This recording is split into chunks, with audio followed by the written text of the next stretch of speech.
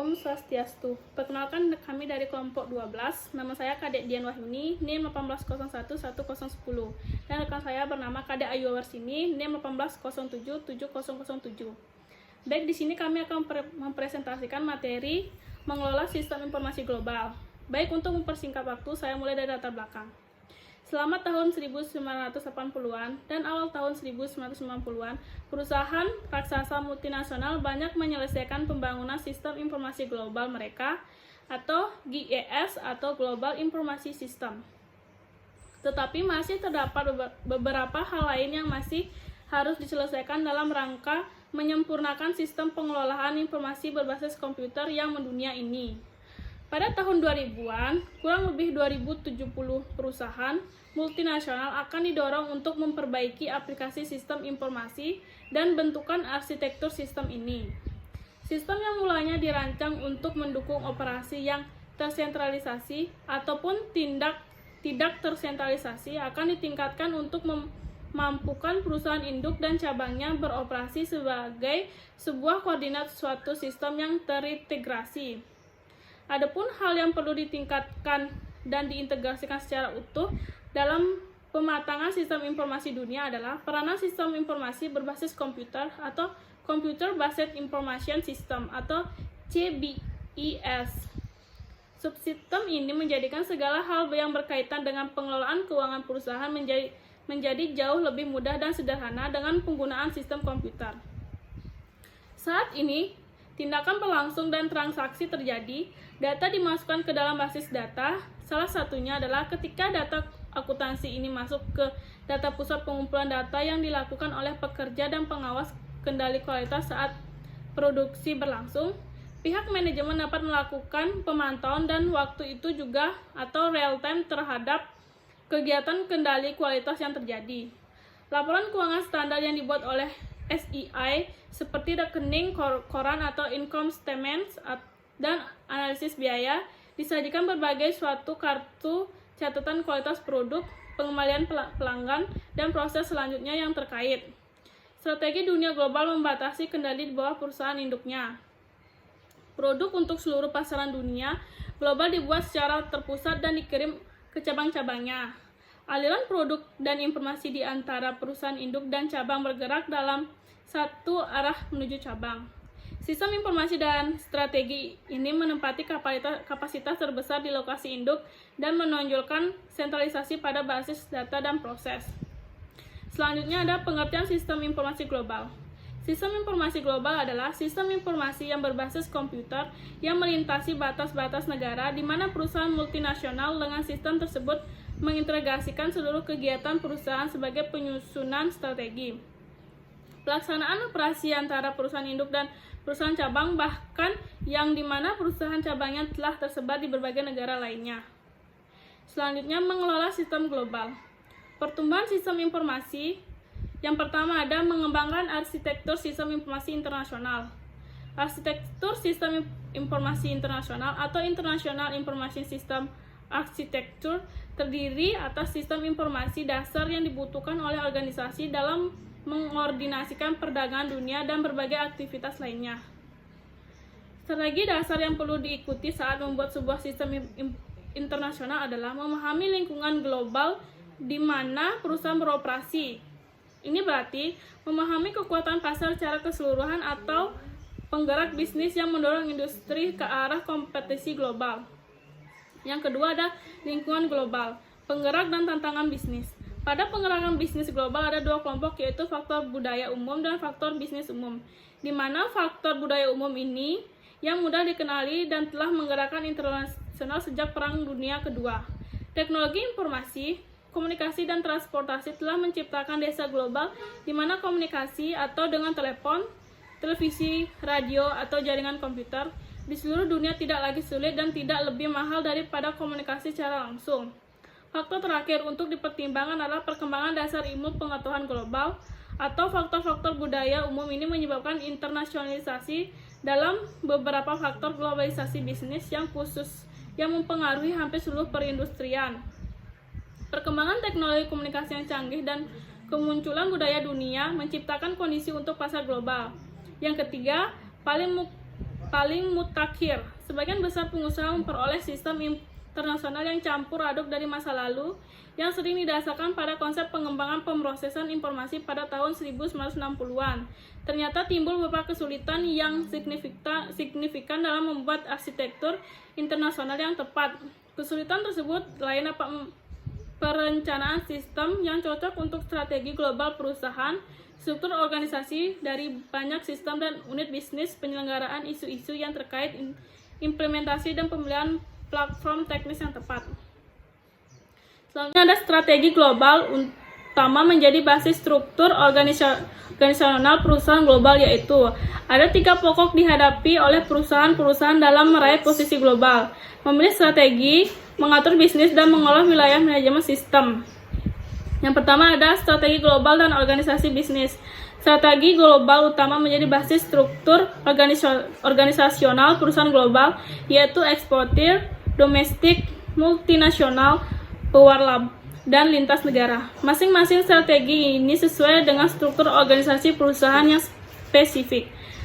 A. Strategi multinasional atau multinasional memusatkan manajemen, pengendalian, dan keuangan di luar negara asal sementara melakukan desentralisasi dalam operasi produksi, penjualan, dan pemasaran kepada unit-unit di negara-negara lain. Produk dan layanan penjualan di berbagai negara disesuaikan dengan kondisi pasar setempat. Organisasi menjadi suatu kumpulan dari fasilitas produk dan pemasaran di negara-negara yang jauh. B. Powerlab atau franchisor merupakan penggabungan yang menarik dari hal yang baru dan yang lama. Di satu sisi, produk diciptakan, dirancang, dibiayai, dan diproduksi pertama kalinya di negara asal, tetapi untuk alasan-alasan khusus terhadap produk tertentu harus disesuaikan dengan personel luar negeri untuk memperluas proses produksi, pemasaran, dan sumber daya manusia. C. Strategi lintas negara atau transnasional, di mana hampir semua aktivitas yang dapat memberikan nilai tambah diatur dari perspektif global tanpa memandang batas-batas nasional, mengoptimalkan sumber dari pasokan dan permintaan di mana kedua muncul dan memanfaatkan kesempatan dan keunggulan kompetitif lokal. Yang kelima ada mengelola sistem informasi internasional. 2. Faktor pendorong aplikasi global. Pelanggan global atau TI global dapat membantu menyediakan layanan cepat dan nyaman kepada orang-orang atau perusahaan yang bepergian kemana saja dengan operasi global. Yang kedua, produk global, produk sama di seluruh dunia atau dirangkut oleh anak perusahaan di seluruh dunia. TI global dapat membantu pengelola pemasaran dan pengendalian kualitas di seluruh dunia. Yang ketiga, sistem global untuk menyelesaikan strategi. Sistem adalah berbagai aktivitas yang dilibatkan dalam pembuatan dan operasi sistem informasi, konsepsi dan keselarahan dengan rencana bisnis strategi, pengembangan sistem serta aktivitas yang dilakukan terus-menerus, dan pemeliharaan. Sistem tersentralisasi adalah sistem di mana pengembangan dan operasi sepenuhnya berlangsung di tempat asal. Sistem terduplikat adalah sistem di mana proses pengembangan dilaksanakan di tempat asal, tetapi operasinya ditangani oleh unit-unit independen di lokasi-lokasi luar negeri. Sistem jaringan adalah sistem yang pengembangan dan operasinya yang berlangsung secara terintegrasi dan terkoordinasi pada seluruh unitnya. Mengelola sistem global. Yang pertama ada skenario yang umum, disorganisasikan skala global. Tantangan bagi manajemen dalam mengembangkan sistem global yaitu menyepakati kebutuhan pengguna yang sama, memperkenalkan perubahan dalam proses bisnis, mengkoordinasikan pengembangan dari aplikasi, mengkoordinasikan perilisan perangkat lunak, dan mendorong para pengguna lokal untuk mendukung sistem global. Yang kedua ada strategi sistem global. Sistem inti adalah sistem yang mendukung fungsi-fungsi yang benar-benar penting bagi organisasi. Sistem yang lainnya harus dikoordinasikan secara parsial karena sistem tersebut berbagai elemen penting tetapi tidak harus benar-benar di semua negara. A. Mendefinisikan proses bisnis inti. Proses bisnis adalah sekumpulan tugas yang saling berkaitan secara logis untuk menghasilkan hasil bisnis yang spesifik, seperti mengirimkan pesanan pelanggan yang benar atau meluncurkan produk yang inovatif ke pasar. B. Mengidentifikasikan sistem inti untuk koordinasi terpusat. Langkah strategis yang kedua adalah mengatasi sistem inti dan mendefinisikan sistem ini sebagai benar-benar lintas negara. Biaya politis dan keuangan untuk mendefinisikan dan menerapkan sistem lintas negara sangatlah tinggi. C. Memilih pendekatan bertahap, rancangan keseluruhan, evolusioner. Langkah yang ketiga adalah memilih pendekatan, hindari pendekatan yang bersifat gradual. Ini pasti tidak akan berhasil karena tidak ada fasibilitas adanya oposisi dari semua pihak yang akan merugi akibat dilakukannya pengembangan lintas negara dan tidak adanya kekuatan untuk meyakinkan pihak manajemen senior bahwa manfaat dari sistem lintas negara sebanding dengan biaya yang harus dikeluarkan untuknya. D. Jelaskan manfaatnya. Salah satu situasi terburuk yang harus dihindari adalah menciptakan sistem global hanya demi menciptakan sistem global. Dari awal sangat penting bahwa manajemen senior di kantor pusat dan para manajer divisi luar negeri memahami dengan baik manfaat yang akan diperoleh perusahaan dan juga untuk unit-unitnya. Meskipun setiap mahasiswa menawarkan manfaat-manfaat khusus dari suatu anggaran, kontribusi keseluruhan dari sistem global berada di tempat wilayah. Yang ketiga adalah solusi manajemen. Implementasi. A. Menyepakati kebutuhan pengguna bersama. Menetapkan daftar pendek berisi proses bisnis yang inti dan sistem pendukung yang inti akan memulai proses perbandingan rasional antara banyak divisi perusahaan, mengembangkan bahasa umum dan membahas bisnis, dan tentunya akan menghasilkan pemahaman tentang elemen-elemen yang umum. B. Membawa perubahan ke dalam proses bisnis. Keberhasilan sebagai agen perusahaan bergantung pada legitimasi atau kekuatan dasar yang sebenarnya dan kemampuan untuk melibatkan pengguna dalam proses perencanaan perubahan. Legitimasi atau legitimasi didefinisikan sebagai sejauh mana wewenang yang diterima berdasarkan kompetisi, visi, atau kualitas lainnya. C. Mengkoordinasikan perilisan perangkat lunak.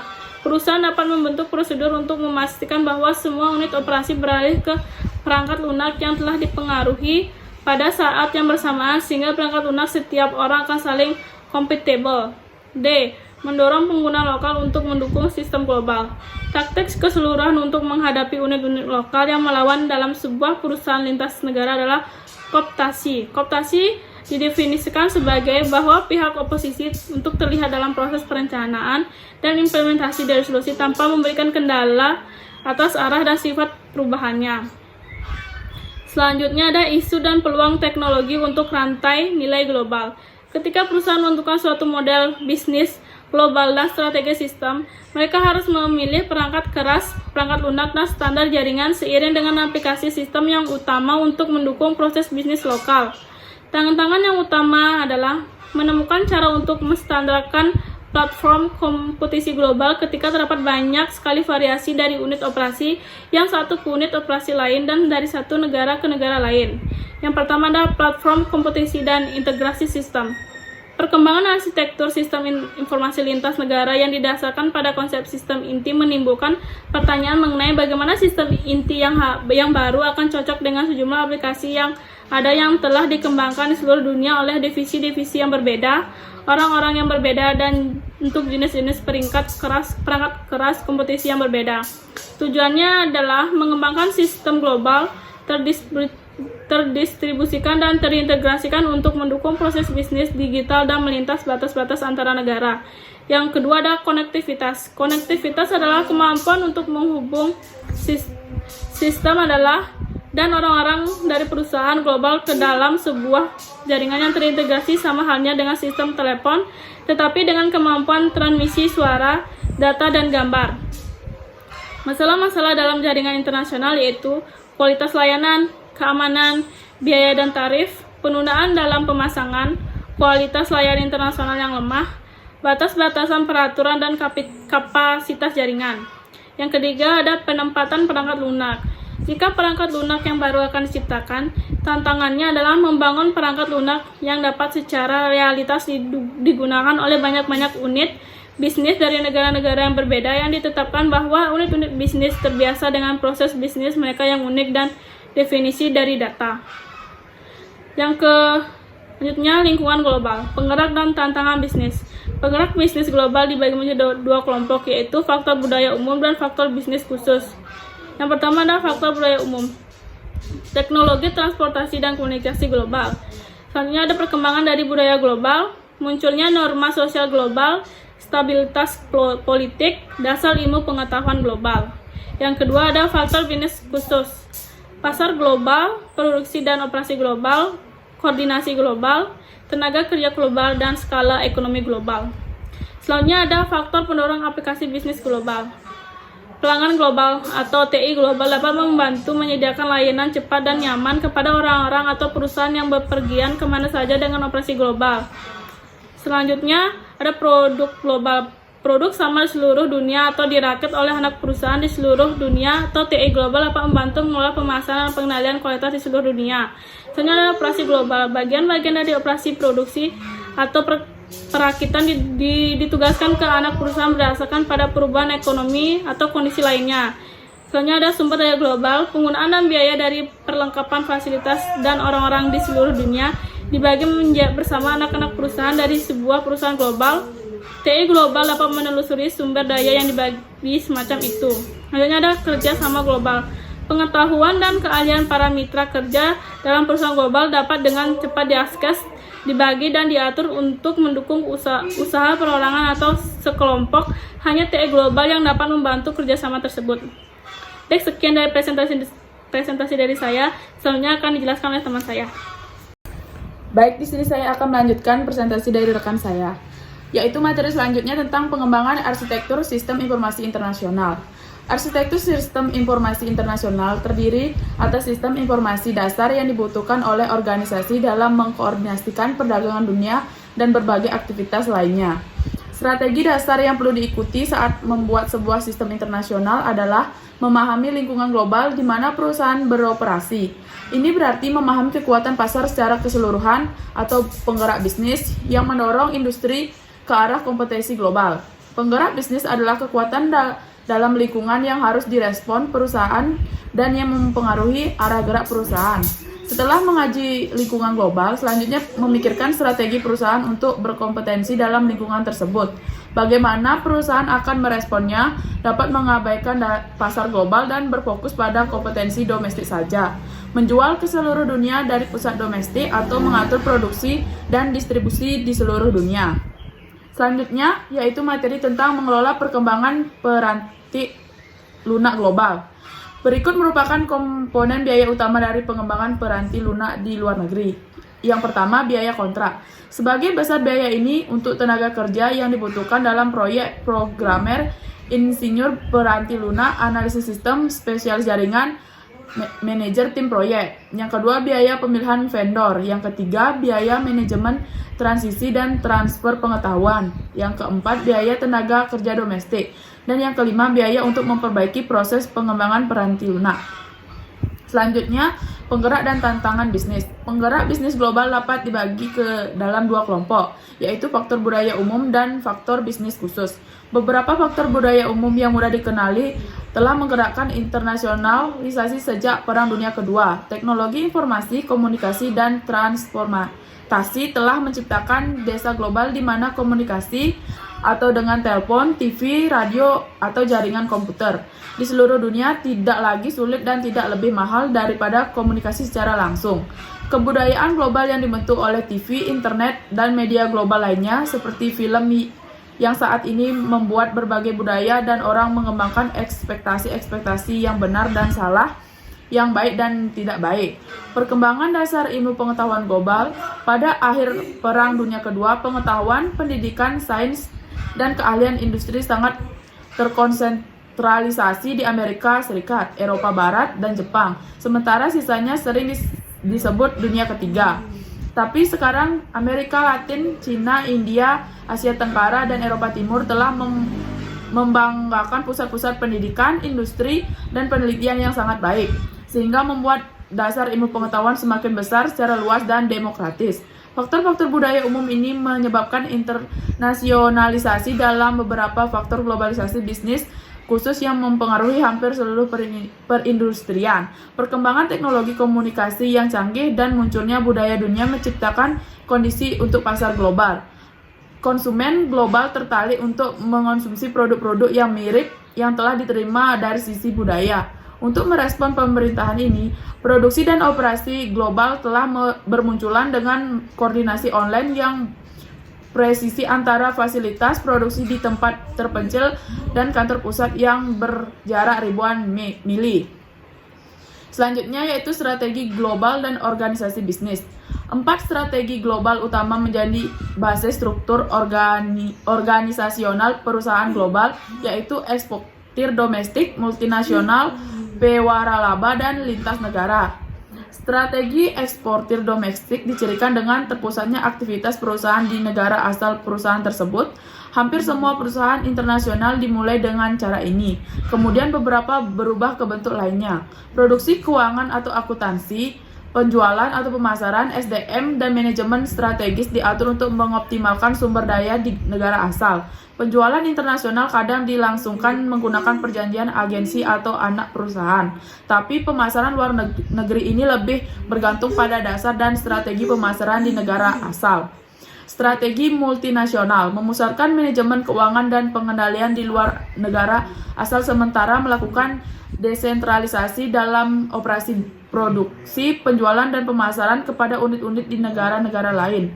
Produk dan layanan penjualan di berbagai negara disesuaikan dengan kondisi pasar setempat. Organisasi menjadi suatu kumpulan dari fasilitas produksi dan pemasaran di negara-negara jauh. Banyak perusahaan layanan keuangan dan juga perusahaan manufaktur besar. Pewaralaba merupakan gabungan yang menarik dari hal yang baru dan yang lama. Di satu sisi, produk diciptakan, dirancang, dibiayai, dan diproduksi pertama kalinya di negara asal. Tetapi untuk alasan-alasan khusus terhadap produk tertentu harus disesuaikan dengan personel luar negeri untuk memperluas proses produksi, pemasaran, dan sumber daya manusianya. Perusahaan lintas negara tidak memiliki negara asal dan benar-benar diatur secara global dan akan menjadi bagian yang besar dari bisnis internasional di masa yang akan datang.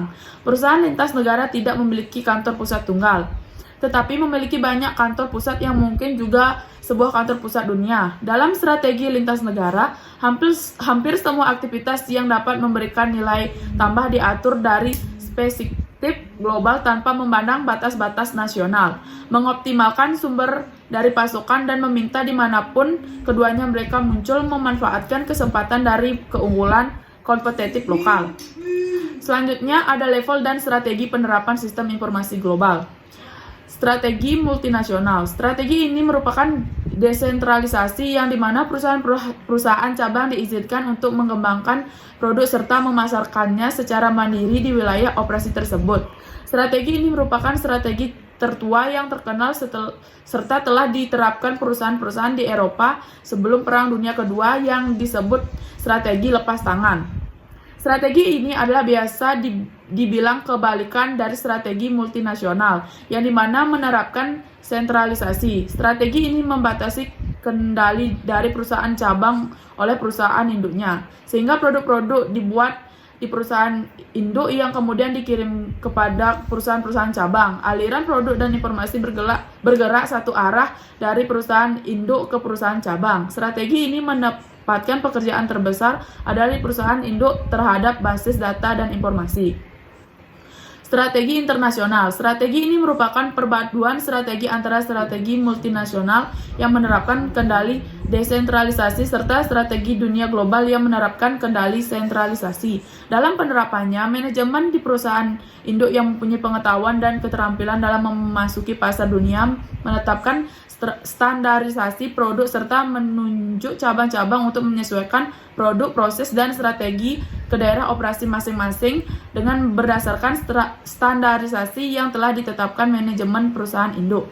Strategi antar negara. Strategi ini di mana perusahaan induk dan perusahaan cabang bekerja sama dalam menyusun strategi pengoperasiannya serta juga mengkoordinasikan logistik dalam penerapan sasaran produk yang tepat. Strategi ini hampir sama dengan strategi internasional, tetapi dengan lebih meningkatkan lagi peran perusahaan cabang untuk keluasan dalam menerapkan strategi untuk ditetapkan di daerah operasional masing-masing dengan tetap mengikuti standar yang ditetapkan dalam skala internasional oleh perusahaan induk. Maka strategi ini harus memastikan bahwa rancangan basis data perusahaan harus digunakan oleh seluruh cabang yang tersebar di seluruh dunia. Baik, selanjutnya ada lingkungan global, yaitu bisnis driver dan tantangan. Penggerak bisnis global dapat dibagi menjadi dua kelompok, yaitu faktor budaya umum dan faktor bisnis yang spesifik. Faktor budaya-budaya yang dikenal dengan baik telah mendorong internasionalisasi sejak Perang Dunia Kedua. Teknologi informasi, komunikasi, dan transportasi telah menciptakan sebuah desa global di mana komunikasi melalui telepon dan televisi, radio, atau jaringan komputer di seluruh dunia tidak lebih sulit dan tidak lebih jauh mahal daripada komunikasi di blok. Perkembangan komunikasi global telah menciptakan sebuah desa global dalam arti kedua budaya global yang disebabkan oleh televisi, internet, dan media. Runtuhnya blok timur telah mempercepat pertumbuhannya budaya dunia secara luar biasa, meningkatkan dukungan terhadap kapitalisme dan bisnis, dan mengurangi tingkat konflik budaya secara signifikan. Yang selanjutnya, sistem global untuk menyesuaikan strategi. Teknologi informasi dan perbaikan di bidang telekomunikasi global memberikan fleksibilitas lebih bagi perusahaan internasional untuk membentuk strategi global mereka. Dengan sistem, kami menggunakan berbagai aktivitas yang terlibat dalam membangun dan mengoperasikan sistem informasi. Konsepsi dan keselarasan dengan rencana bisnis, strategi, mengembangkan sistem dan operasi, dan memelihara yang berkelanjutan. Demi kesederhanaan, kami mempertimbangkan 4 jenis konfigurasi sistem. Sistem terpusat adalah sistem di mana pengembangan dan operasi sistem terjadi secara total di basis rumah domestik. Sistem duplikat adalah sistem di mana pembangunan terjadi di rumah tetapi operasinya diserahkan ke unit otom di lokasi asing.